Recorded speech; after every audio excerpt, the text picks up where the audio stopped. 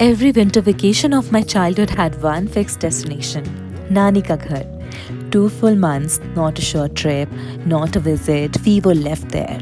Our parents needed a break from raising children, and we needed a break from routine.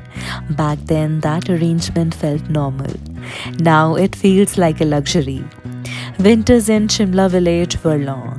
The cold was sharp, but the sun was gentle. Mornings were slow, afternoons were spent outside no matter how cold it was.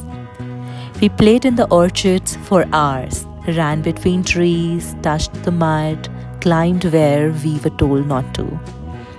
When the winds became unbearable, we would all squeeze into the heater room, one heater, everyone together. We sat there for hours because there was nowhere else to go, watching whatever was on TV, not because it was interesting, but because being together was. Snowfall was an event. The next day, the sun would come out, and we would sit outside wrapped in layers, looking at the burf like it was a reward. We didn't have fancy gear. We skied on old drums. It was old drums lit. Metal dhakkans, it was fun and painful and freezing all at once. I remember laughing and crying and doing it again the next day. Nani cooked every single meal for us because we were left there for months. Pahadi food like pakan, meethi roti, bhalle, lote, siddu. All that time we ate without thinking. Now we crave it.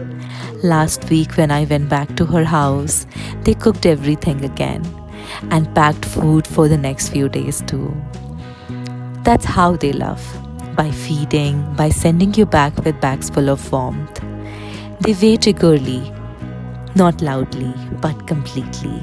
This time, I wasn't the child walking into that house. I brought my own. I watched him refuse to stay indoors. He wanted to be outside, in the mud, throwing pebbles, running without direction.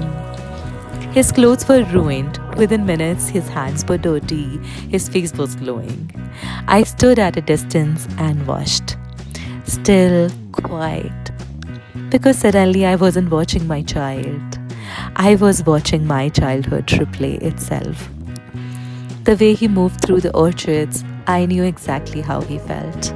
Free, unbothered, completely present. He was living the life I once lived. Raw, unfiltered, close to the earth.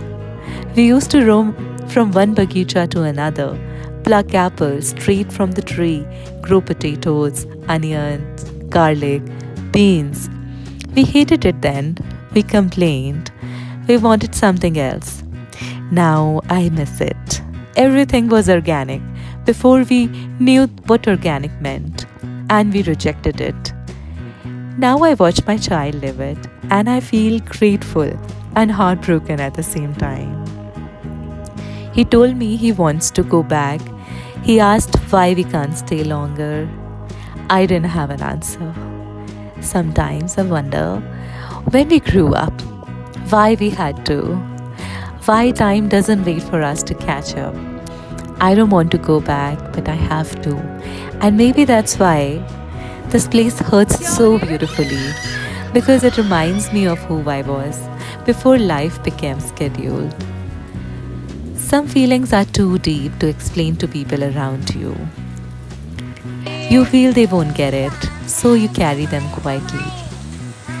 Maybe that's why I'm saying it here. So, if you have ever stood in your childhood home and felt your chest tighten for no clear reason, you will know you are not alone. Some places don't change, we do. And sometimes we are lucky enough to watch our children live what once lived inside us.